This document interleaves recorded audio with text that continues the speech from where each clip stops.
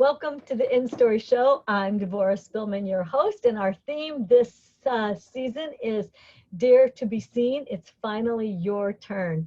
And today I am thrilled to welcome Junie Swadron. And Junie is an author, a psychotherapist, and a writing coach. And today we're going to dive in to how writing is one of those powerful ways to come out of hiding. And one of Junie's really her slogans is that our voice on the page becomes our voice in the world, which I love that so much. So like with everybody, before we dive into everything you do, I'd love to hear a little bit about your story. Like, what was it like for you? Who were you as a kid, and how did you discover this writing part of yourself? Oh, thank you. Okay, I'd love to share that. Well, when I was a child, I have this innate spirit in me that's joyful. And I think we all come out that way, I think. I'm not sure, but I think so until we get shut down. So I would get shut down, or I did fairly quickly in my life at home. And I had to change the way in which I felt when I came outside from playing with my friends and come back inside and kind of push a lot of the stuff down because it wasn't really safe to express myself. And so it was a bit of a split thing, and I didn't really know which part of me that was safe, right? And I started feeling like I was too much outside too, because inside I was told that. So I really shut down. I was quiet. I didn't have a voice. I had very little self-confidence, if any at all. And in those years, diaries were the thing to do. And they were more like a hobby and a cute thing. And, my mother didn't say in those years, go to your room and write in your journal. I don't even think that, it just wasn't even part of the vernacular or something that, would heal you. But I started writing in my journal or my diary, this little five-year diary with like this many pages or whatever for 5 years. And I think I finished it in like 3 weeks or something. But I found that writing would bring out the parts of me that I had no idea were even there. There was something very almost bizarre that I never could understand and didn't have language for it at that time, that it was as though there was this benevolent presence that was with me as I wrote. It suddenly started to feel like a safe thing to do. I mean, it was private, it was my little diary, and I felt like I was being held. And so it was my secret place where I felt free to write.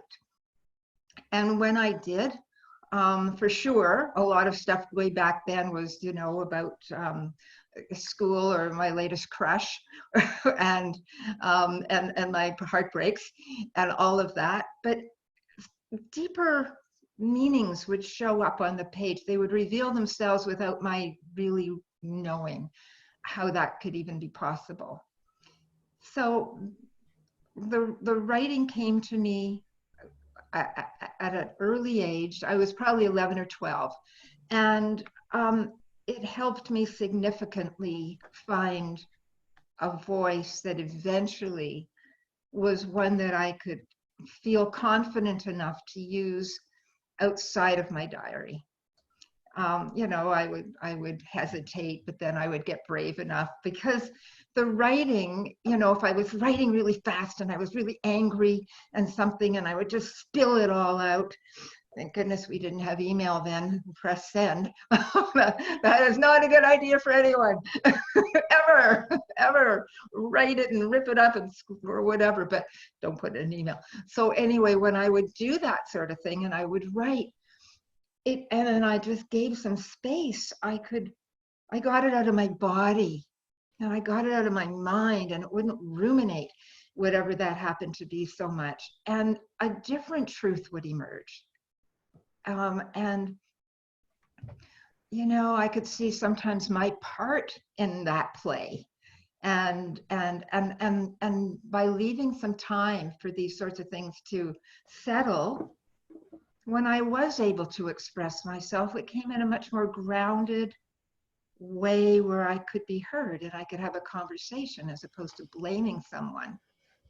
So Um, yeah, it was a phenomenal process that who knew that that would become my life's dharma, because I love to be a writing coach. When I became a psychotherapist close to 30 years ago, I, got my shingle to do that. That's when I started facilitating writing groups that very same year. Wow. Right, because you had somehow seen your whole life how much it helped you. That's right. So I started using it with my clients, my therapy clients, because you go beyond the left linear brain. You bypass that when you let go of all the rules you learn in school, when you let go of spelling, punctuation, grammar, syntax, how it's supposed to look, how it's supposed to sound. No, that part of you that's connected to source doesn't care. It's not about being socially acceptable. It's not about any of that. If you're writing a piece for whatever, you can go back, like a one that you want to publish or something, you can go back later and edit it. But during the creative process, every time you come to the page, it's about getting out of the way and let the writing do the writing. Mm-hmm. Well, I would love to hear a little bit more about how you came to really give writing more and more prominence in your life and what you do. Like, did you go through shutting it all down and opening it back up? Or how did you bring it really forward? I had long periods of time that I didn't write at all because I was deeply depressed. And even though I knew writing, I knew intellectually, and I even knew in my heart that writing was a tool that would take me out of the fear or anxiety or pain. Um, I would go through times where I just felt shut down completely, and writing was the last thing. And until I found the courage to do it anyway.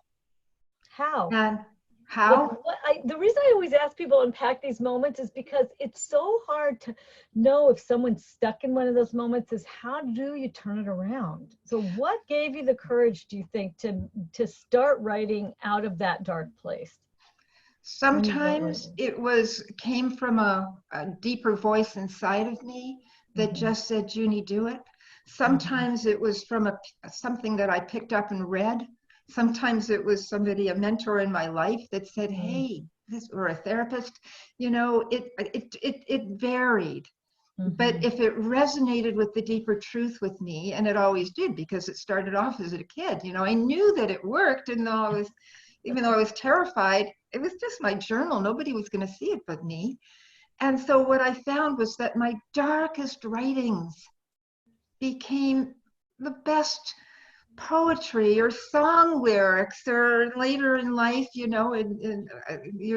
don't know, 12, 15 years ago, I wrote a play about mental health and mental illness, madness, masks, and miracles, about the madness or the dark night of the soul that we all go through. It's kind of hard not to when you're living on this planet, to not go through an existential time of pain.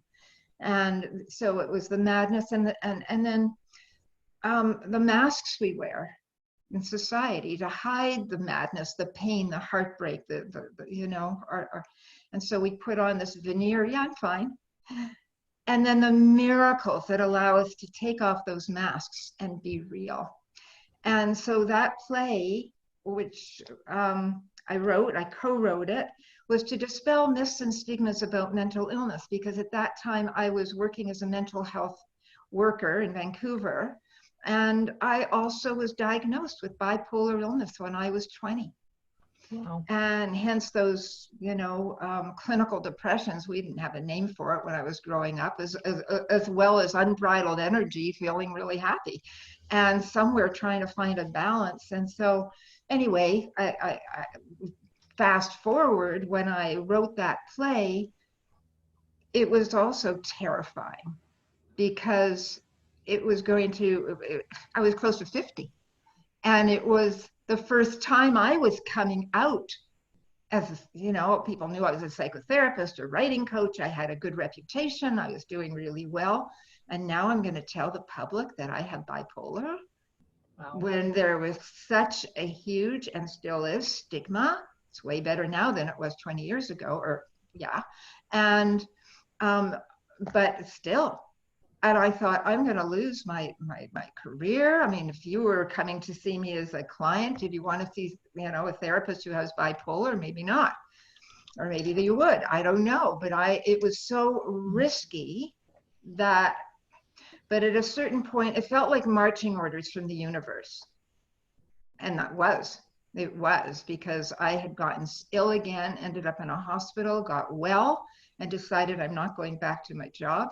I have to find another way to come out and be authentic and true, where my clients wouldn't know that I was, just in a holiday in Bermuda or something. No, the truth is I was depressed and I'm working on it.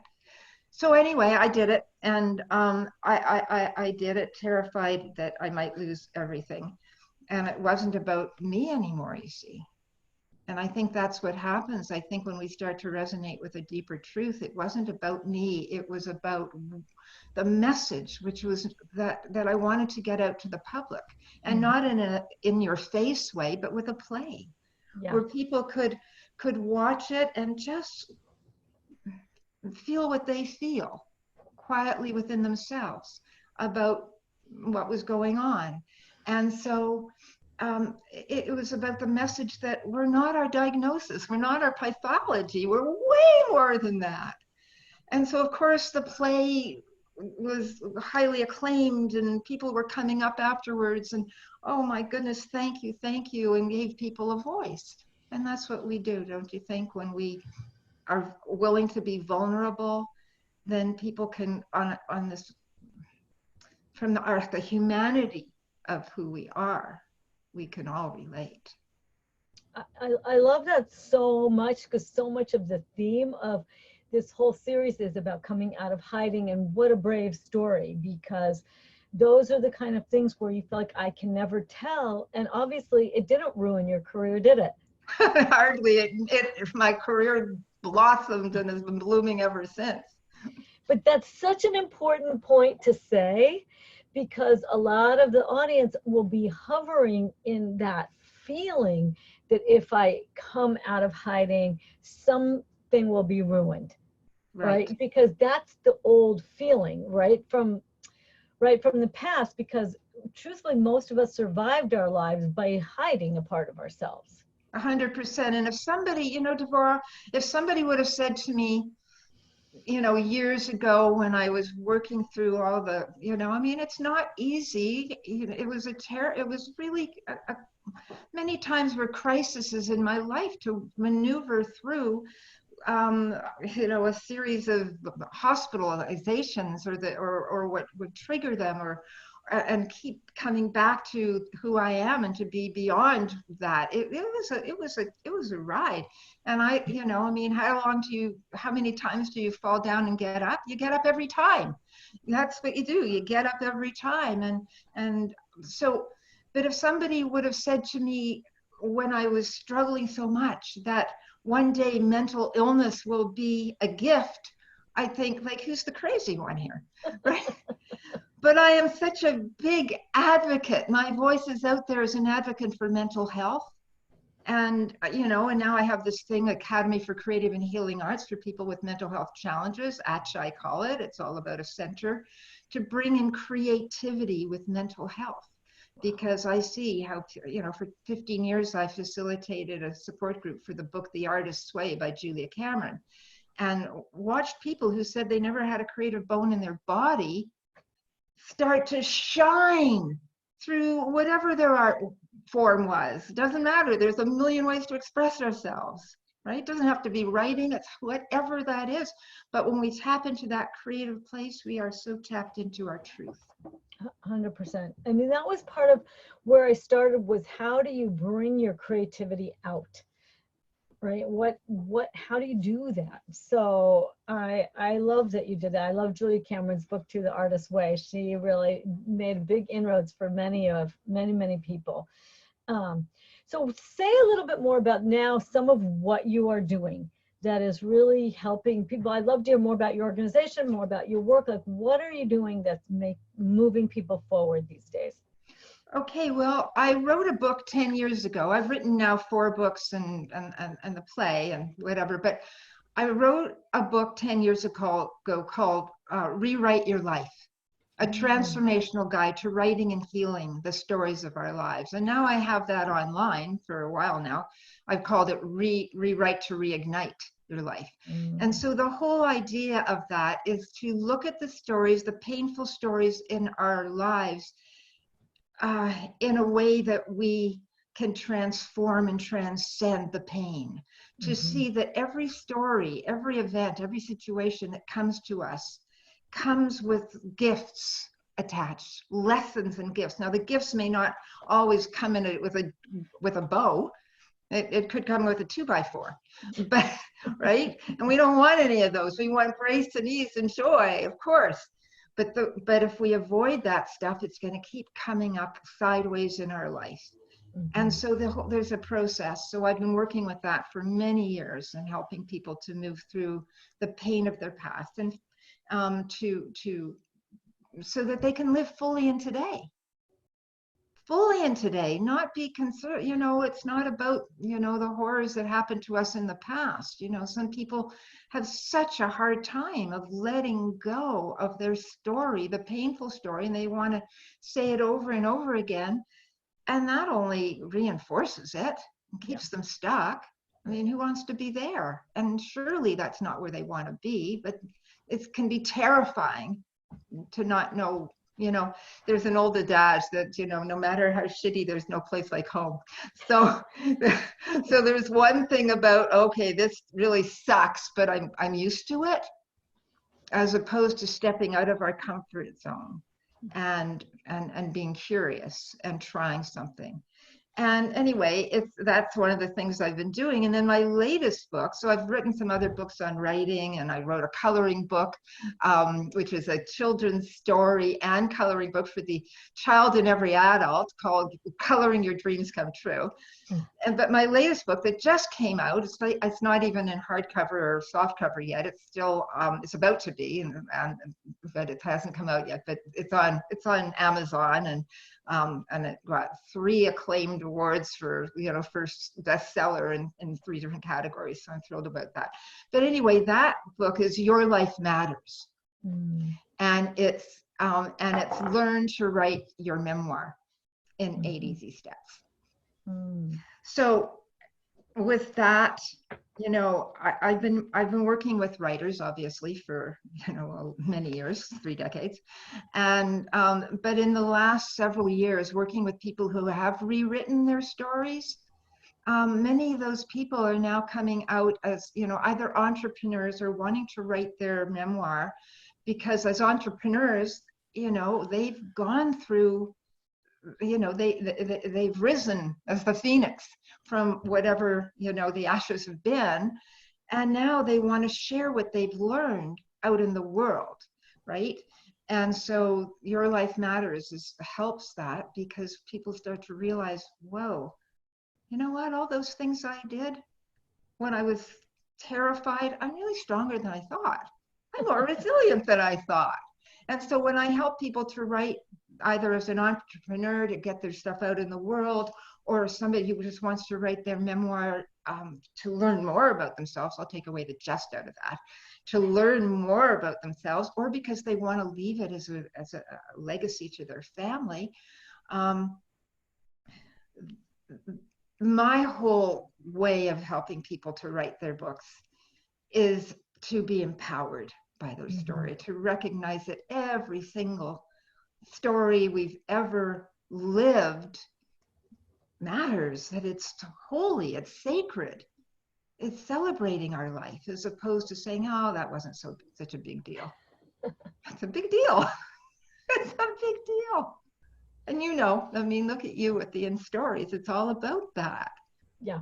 And it is so significant to see the way that your story can make a difference for somebody else. That when we share our stories, and so much of what we're all doing here, it allows somebody else to get the confidence to share their story. Oh my gosh, yes. And that's what we want to do. I mean, I don't know where I'd be without the people in my life who have helped me put one foot in front of the other. 100%. Sometimes Right. that was just getting out of bed. Yeah. And I Right? love just your bravery and your honesty about sharing your issues with mental health, because so often people have parts of themselves that I'm not going to share that because I will be judged. I didn't share it out loud for 50 years. Yeah. Right. Right? I mean, of course, my close friends knew, my family knew, of course, but as a professional, Hmm. that terrified me. Yeah. Yeah. Even as a woman, entering any new relationship that I might be in, or even friends, right? Not necessarily in a primary relationship. What if they know? Will they leave me? Yeah. Well, and That, also I think what's powerful is what you're bringing forward about how healing creativity is. Right? Because isn't that part of what you're creating, is that organization that's helping bring creativity into that, into the mental health conversation? yes, yes. I'm sorry, I missed the first part of what you said. That I think the bringing of creativity into the mental health conversation seems like a really important part of what you're doing and what you're saying. Oh, absolutely. I just did a mental health conference. I put it on in June, the end of June, again, to bring more awareness about creativity and mental health, how you can turn mental illness into mental health by having a center. And this is something that I'm promoting still because it's a community initiative. And I'm hoping here in Victoria, British Columbia, where I live, there will be a center that is just that. It's an integrated center. It's for everybody, but it's for people where there is every creative means of expression available to people. So there will be painting, and there will be photography, and there will be healthy cooking classes, and there'll be an auditorium for the most inspiring talks and performances. There'll be, you name it.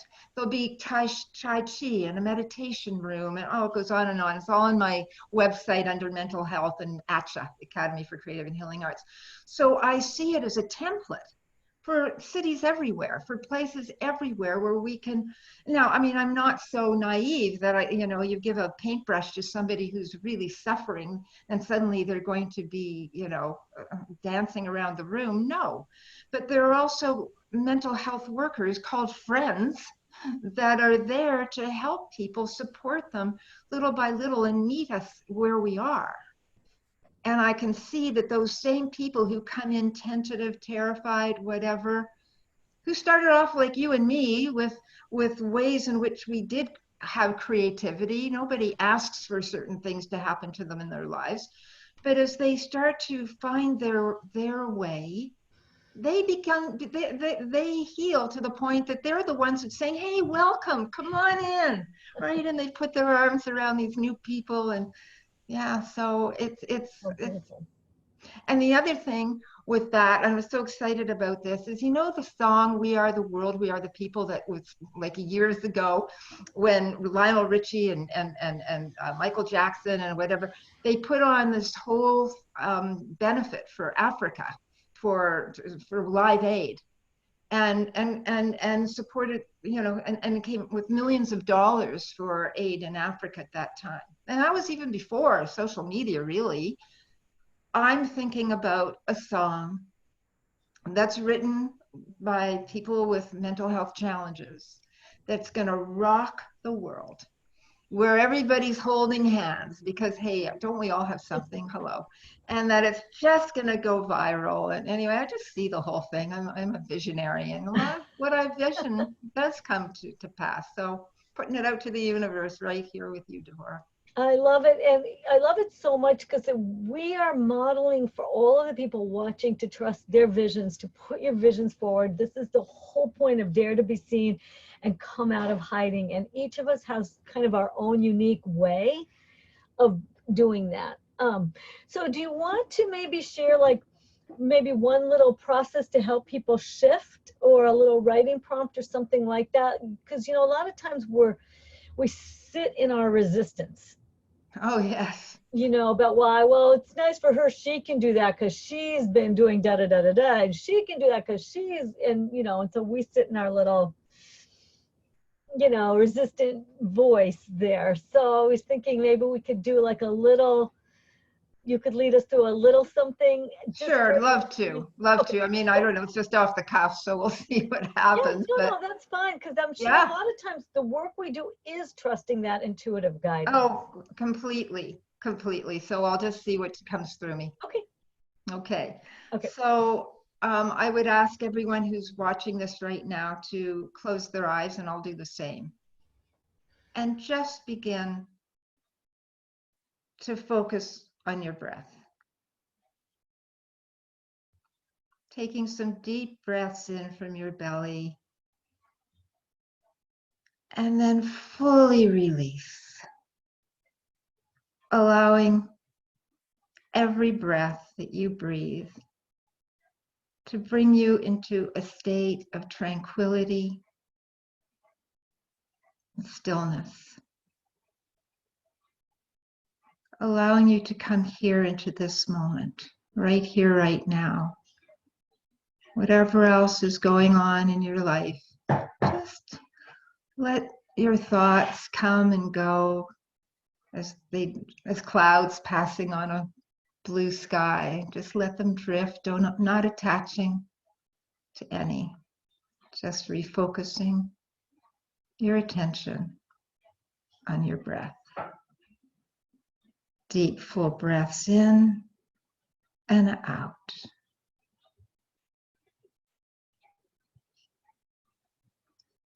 And I would like you now to imagine yourself as your greatest fullest potential, your highest self coming and visiting you right now, even entering into you right now, because we all have this place inside of us that no matter what else is going on, there's that still quiet voice that's a light, and that light resides in you and me and everyone. So let's let that light just come through and infuse your whole body and every cell of your body to start filling you up with possibilities and all of what is true for you. Anything that you know in your heart, even if you haven't expressed it yet, that there's a dream and dreams that keep coming back. Perhaps it's something that you've started but then let go. Or maybe you never did because you've just been too scared. But now we're summoning up that part of you that is absolutely, have all of the ability and verve and excitement and passion to bring it forward, because that place is real too. And whatever that is, just allow it. Just allow yourself to feel how it feels to whatever that creative expression is for you to come alive inside of you, even a little bit. Just feel that. Feel how that is. And you can ask yourself in this state of allowing, what steps do I need to take next? Or what step can I take next to move in the direction of my passion, my dharma?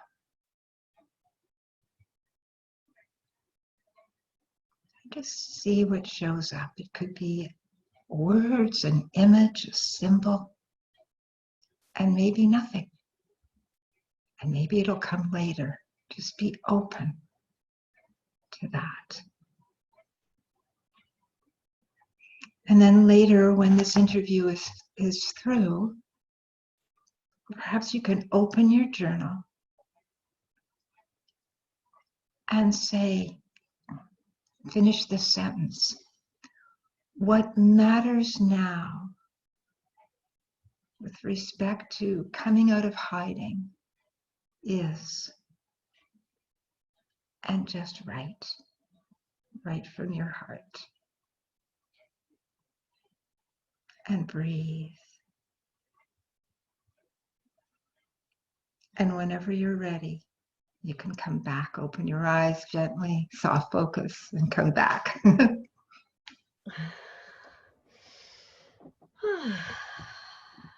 Beautiful. And I love to do a little bit of this in the interview to encourage everybody who's watching to dive in and share something in the Facebook group with us as your start of coming out of hiding. So whatever came to you and whatever you want to write, if you would like to share some of it with us, then post it in the Facebook group and we will pop in to encourage you. And totally, 100%. Support you, because it's such a wonderful experience to get that inner, more expanded state. And I've been thinking about that lately, like going from that constricted state to more expanded state. So that kind of process you took us through allows you to then begin to allow something more expanded to flow out. And that was kind of feeling that more expanded state. I really like that. Yeah, because that's really who we are. We are not this. We are so expansive, as you know. Yeah. As you know, you bring that to us with everything you do. So it's just such an exciting time, the access we have to each other, the way we can support each other. It's amazing. So tell us, as we're coming to the end here, a little bit about your free gift and how people can kind of keep doing this cool work with you. Okay, for sure. So my free gift to you, to everyone who's listening, watching, is the digital version of my book, Your Life Matters. Oh, yay! So, how awesome! Yeah. Yay! Yes. Brand new book! Yay! Yeah, exactly. And so everything in that book will help you to write your life stories, the stories that have made up the essence of who you are, the tapestry of your whole life, and the choices that you've made from all the myriad choices there are of, you went down this path as opposed to that one, and the people that have come into our lives. Anyway, it's a whole structure of the steps of how to do that. And you also have an opportunity to go as deep as you wish. There's a chapter that, I've forgotten exactly what it's called, but it's, how deep do you want to go? Part A. And some people only want to write about the celebratory stories of your life, the things like the times maybe your children were born or grandchildren, or you hitchhiked across Europe when you were, when you were a hippie, like I did, or awards or that you've won, or whatever, those things that are just fill you to the brim, right? And that's a wonderful motivation to write. Or if you want to go deeper, there's an opportunity and lessons and to way in which you can start to look at some of those things that may have held you back from expressing your full self, your highest potential. Those things are where we have the resistance because we still have the wounds that have not yet healed. So that process will help you to move through that, so that you can write a book if that's your choice, or even if you never want to publish it, just to write, to learn about yourself in a way you probably never have, because the writing will bring that to you. So that's what that is, as well as I'm offering a free coaching call or strategy session or whatever you want to talk about if you are having some difficulties, moving through either writing your book or not writing a book, but you're stuck. The beauty of what I love is that I've married the two careers of being a psychotherapist and a writing coach and book writing coach to meld those together, so whatever's coming up, I can help someone. So I want to, talk to you if you want, or just enjoy the book. Beautiful. So go click the link, download the book, and reach out to Junie because it's very powerful. She's such a model and inspiration for coming out of hiding. It's really inspiring. So Junie, leave us with the last thought as we wrap up. Last thought, follow your bliss. Oh my God, I think that's what Joseph Campbell said. Okay, it's not original, but you know what? Follow your bliss, follow your heart. Know that you matter, that whatever it is, take the risk and just be true to yourself.